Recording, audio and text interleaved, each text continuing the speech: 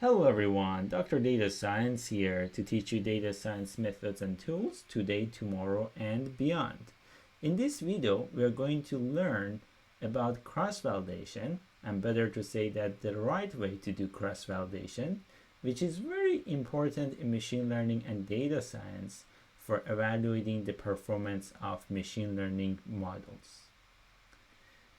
In this video, we are going to use a real-world data set which is known as the concrete compressive strength dataset, which is available from the UCI machine learning repository. Concrete is the most important material in civil and structural engineering, and compressive strength is the capacity of material or structure to resist or withstand under compression. Therefore, this is very important to be able to predict the compressive strength, and it is a highly nonlinear function of age and ingredients. I have uploaded this dataset into the GitHub repository of this YouTube channel. As you can see, we have this CSV file even in this available in this link here.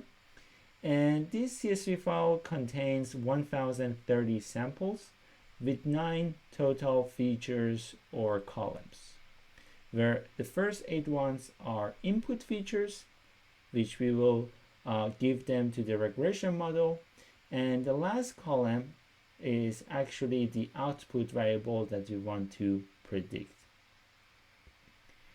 In this case, we are going to use polynomial regression, which consists of 3 steps. The first one is for pre-processing the data, because different columns of this data frame or this data set, they fall into different ranges. And we want to transform the data to have zero mean and unit variance. And we use the standard sklearn from sklearn to perform this pre-processing. Then, in order to create a nonlinear model, we use polynomial features using the polynomial features from sklearn. So what it does, it creates higher order polynomial functions of the input features. And now if we apply a linear regression model, because we have created these higher order terms, this corresponds to a polynomial function which can be used for solving nonlinear regression problems. As you can see here, the first step is the pre-processing, and then we use polynomial features, and then finally we use the linear regression model. To simplify this process, we can define something called pipeline in sklearn, where we have first the 2 transformations on the data, and the last step or last component is the linear regression model, which is actually an estimator. And this pipeline will transform inputs, where we have 8 of them or 8 features, into the output that we are looking for. So now let's take a look at cross-validation, or what we call as CV for short. So the idea behind cross-validation is that when we have a data set, we are going to divide this data set into smaller sets or folds, and then we are going to repeat this process where we use, if we have total of k sets or folds, we are going to use k-1 of them for training, and then we use the remaining one for testing data. So this is what's been what you can see is illustrated here. So we have the available data, and then we divide this into 3 folds. And in the first split, what we're going to do, use the orange one, which is fold 1 for testing, and the other 2 ones for training. And now we are going to, in the second split, we are going to use fold 2 as the testing data, and the other ones we are using as training data. So the nice advantage of cross-validation, let's say compared to the train test split method, which is very also popular in machine learning, is that in cross-validation, we're going to test every single data point in our data set once. So as you can see here, all these points that are in fold 1, fold 2, and fold 3, at the end, after these 3 splits, we're gonna use them once for testing. And here, this number of splits that we set to be 3 is optional. You can decide how many folds or how many sets you want to have. But obviously, you always want to make sure that you have enough data points for training. And also, there is the other part, which is about time complexity or running time. If you want to, for example, in each fold have only 1 data point, then means that if your original data has n data points, you have to do this training n times, which can be expensive if you're using a complex model. So we have all these trade-offs between accuracy and efficiency. But how we can implement these from scratch?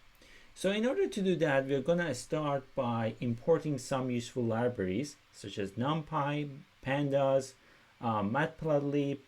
We're going to also use pre-processing steps that we talk about, polynomial features and a standard scaler, linear model, pipeline, and the one that we specifically use to implement cross-validation is this method called KFold, which is from sklearn, and then the submodule called model selection. So let me run this to import these libraries. And first, I want to give you a very quick example how this works. And I want you to focus on the difference between these 2 ways that I'm doing cross-validation in the next 2 cells. So here we create a NumPy array, which contains basically integers from 0 to 8. And I have 9 elements because it starts from 0. So the first step is that you use this KFold that we imported, and you just give the number of splits that you want. So that's like the basic way of using this method called KFold. And when I say when I give this KFold a name, for example, here I call it KF, and then say KF.split x, what this does is that gives me an iterable that I can now iterate over the training indices and the testing indices, right? So meaning that I can use these to train index and test index to figure out what training and test data points are in each split. So if I run this, so you can see that in the first split, we have 0, 1, and 2 for testing, and then the remainder for training, right? So 1 fold for testing and 2 folds for training. And similarly, if I repeat this, or it's better to say that if I go to the second iteration of this for loop, now you can see that I'm gonna test from indices from 3 to 5, and then the training data, and so on. So we will have these 3 splits. So here, in this case, what happens is that we're gonna start from the beginning of this array, and we divide this into 3 groups, right? 0, 1, 2, 3, 4, 5, and 6, 7, 8. However, this can be problematic if there is some type of a structure between neighboring elements, right? Because in this case, for example, 0, 1, and 2 that we use for testing might be different from the remainder of the data set, which is now used for training. And this can cause problem. So to this end, it is always, I would say, recommended to use this argument called shuffle and set this to true. And in this case, also you can provide random state to make sure that every time you run this, you get the same result. And now you can immediately see the difference.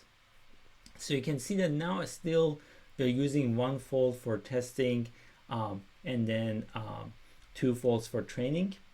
But this has been done in a random way, meaning that we don't necessarily have like 0, 1, and 2 next to each other, unlike the previous case, right? So here, for example, for the first iteration, the testing data is 2, 6, and 7, and then 0, 5, 4, 5, and 1, 3, 8.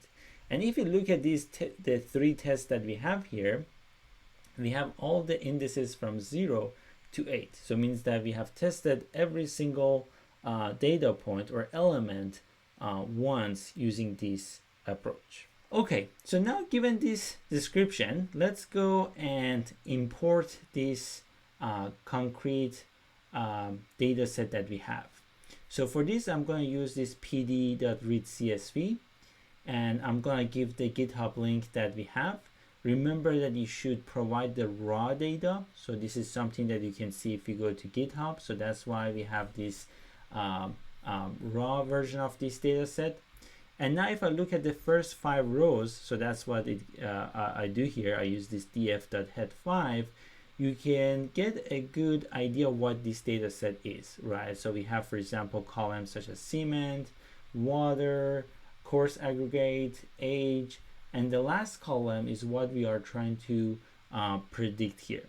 So the other thing you can also do here is use df.describe. What this does is that it gives you an idea of how many elements you have in each column to make sure that you don't have missing values, the mean, the standard deviation, and also some other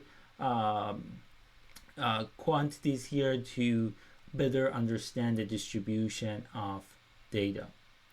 So now we have to get this data frame and convert and find the training data here, which basically here we have to separate the input features and the output variable that we have. So the first 8 columns are input features, and that's how we subset them here using ilog, and we select all the rows and all columns except the last one, which is index -1.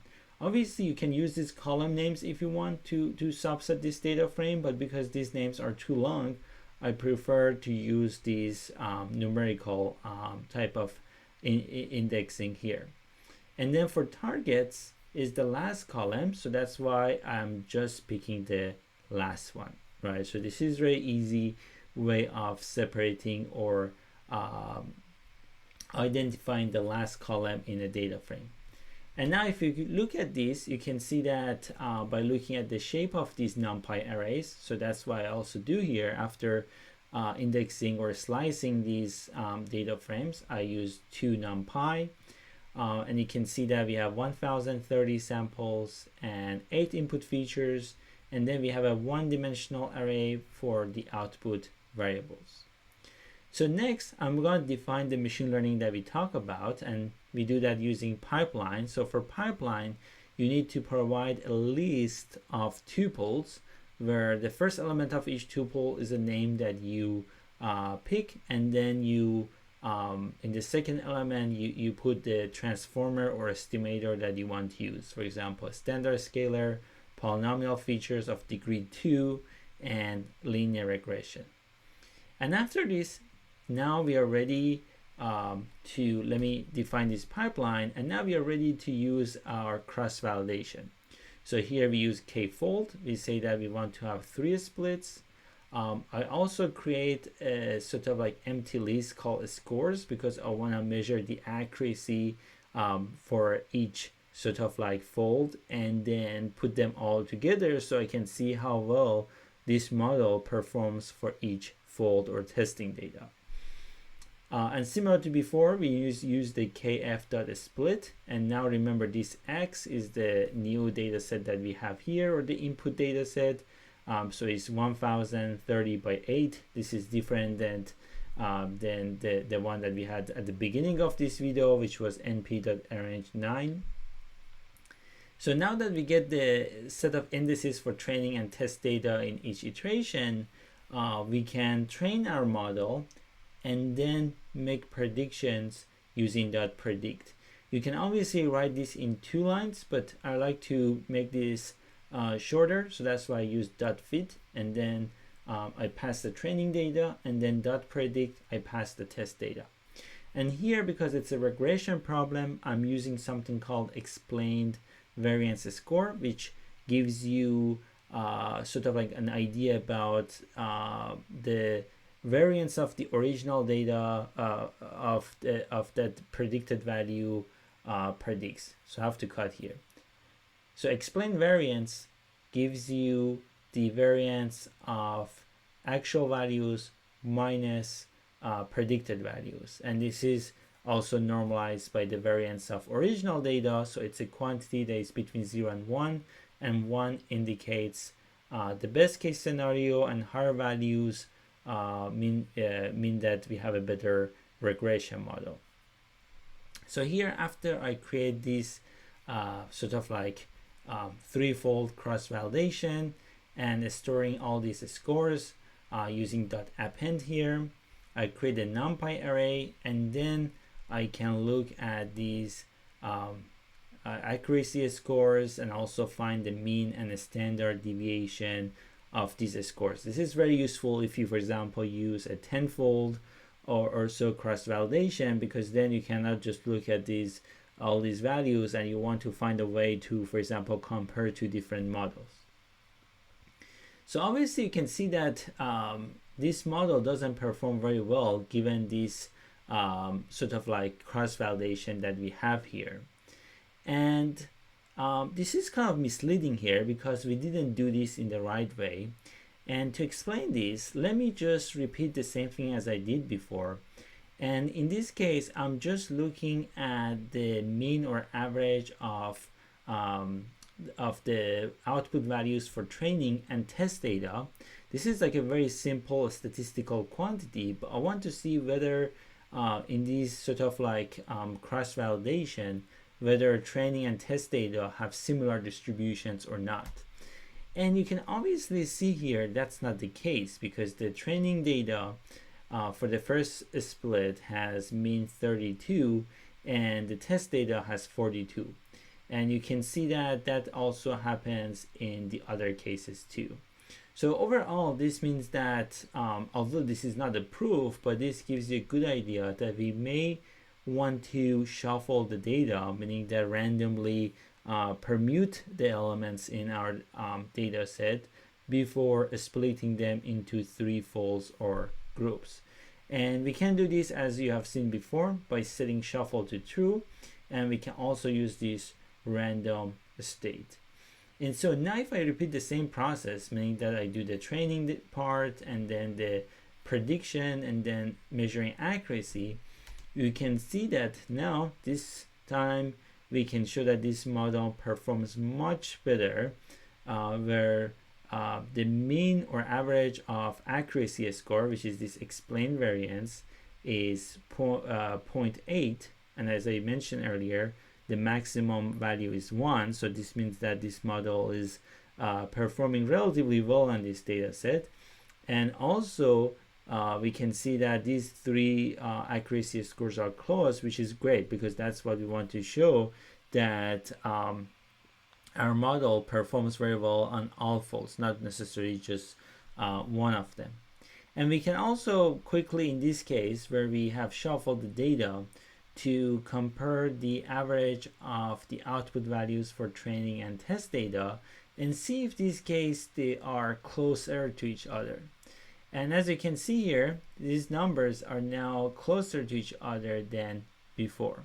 So overall, to conclude this video, when you're using cross-validation and you're using KFold to find different folds or subsets of data, I recommend you to use this step where you can iterate over different subsets, and also you shuffle the data so that you make sure that you have a better generalization error. Also in this case, you can add other metrics to your for loop to make sure that your model is performing as expected, and it's easier also to debug your code if you get some errors.